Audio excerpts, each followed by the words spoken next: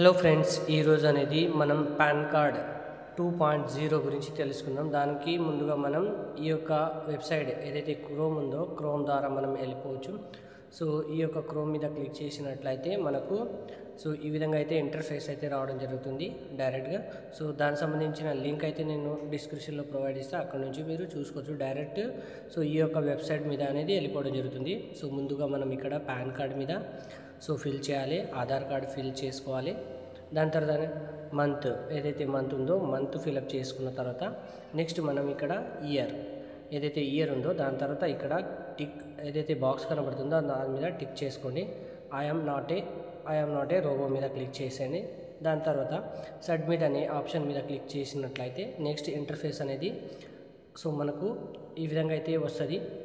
ఈ విధంగా వచ్చిన తర్వాత ఇక్కడ చూడండి, పాన్ కార్డ్ని ఎంటర్ చేశాను, తర్వాత ఆధార్ కార్డ్ని ఎంటర్ చేశాను, తర్వాత మంత్ని ఎంటర్ చేసిన తర్వాత ఇక్కడ చూడండి మంత్ ఎంటర్ చేశాను.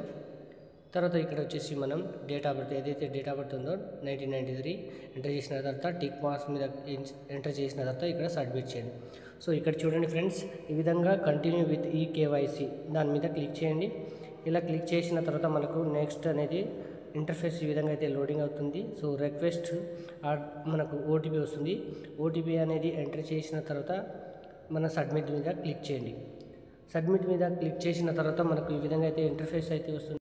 రిక్వెస్ట్ ఫర్ ఆధార్ అడ్రస్ అనేది ఆప్షన్ ఉంది దీని మీద. Mobile number, email ID, do you wish update your mobile number and email PAN card database, yes అని క్లిక్ చేయండి. దాని మీద కింద చూసుకున్నట్లయితే box mobile number and email ID తర్వాత సబ్మిట్ చేయండి. ఎంటర్ చేసిన తర్వాత నెక్స్ట్ పేజ్కి అనేది మనకు ఈ విధంగా వెళ్ళిపోతుంది. చూడండి ఫ్రెండ్స్, ఇలా రాగానే మనము మొబైల్ నెంబర్ కానీ తర్వాత ఈమెయిల్ ఐడి తర్వాత సబ్మిట్ చేయండి.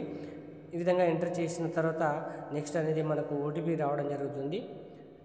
ఈ విధంగా చూడండి ఫ్రెండ్స్, ఇక్కడ మనకు మొబైల్ నెంబరు తర్వాత ఈమెయిల్ ఐడి మనం ఎంటర్ చేసిన తర్వాత మనకు ఈ విధంగా అయితే డాష్బోర్డ్ వస్తుంది. ఇక్కడ మన యొక్క అడ్రస్ ఏదైతే ఉందో యాజ్ పర్ ఆధార్ ఈ విధంగా అయితే మనకు రావడం జరుగుతుంది.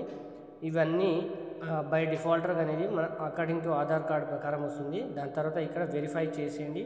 వెరిఫై చేసిన తర్వాత ఇక్కడ generate and save the print ఇక్కడ వచ్చేసి మన యొక్క ఏదైతే అక్నాలెడ్జ్మెంట్ ఉందో అది ఇక్కడ మనం స్క్రీన్ షాట్ తీసుకోవచ్చు ఫ్రెండ్స్. ఇక్కడ చూడండి, screen shot generate and save print మీద క్లిక్ చేయండి. క్లిక్ చేసిన తర్వాత మనకు ఒక పేజ్ అయితే వస్తుంది. దాన్ని మనం స్క్రీన్ షాట్ అన్న తీసుకోవచ్చు, లేదంటే ప్రింట్ ఇక్కడ 3 డాట్ మీద పైన 3 డాట్ మీద క్లిక్ చేసుకొని షేర్ అనే ఆప్షన్ మీద ప్రింట్ అనేది ఆప్షన్ వస్తుంది. దాని ద్వారా మనము ఈ యొక్క డాక్యుమెంట్ అనేది సేవ్ చేసుకోవచ్చు ఫ్రెండ్. ఓకేనా ఫ్రెండ్స్, ఇక్కడ చూడండి. మనకు ఈ విధంగా అయితే స్క్రీన్ షాట్ తీసుకోవచ్చు. కింద బాక్స్ కనబడుతుంది కదా, ఈ విధంగా మనకు ఇక్కడ ప్రింట్ తీసుకోవచ్చు ఫ్రెండ్స్. ఓకేనా, ఇది మెయిల్ ఇచ్చాము, మెయిల్ ద్వారా మనకు మెసేజ్ వస్తుంది. దాని ద్వారా మనం పీడిఎఫ్ని డౌన్లోడ్ చేసుకోవచ్చు ఫ్రెండ్స్. దాని మీద క్లిక్ చేసి డౌన్లోడ్ చేసుకోండి. ఈ యొక్క వీడియో మీకు నచ్చినట్లయితే లైక్ చేయండి, షేర్ చేయండి, సబ్స్క్రైబ్ చేయండి.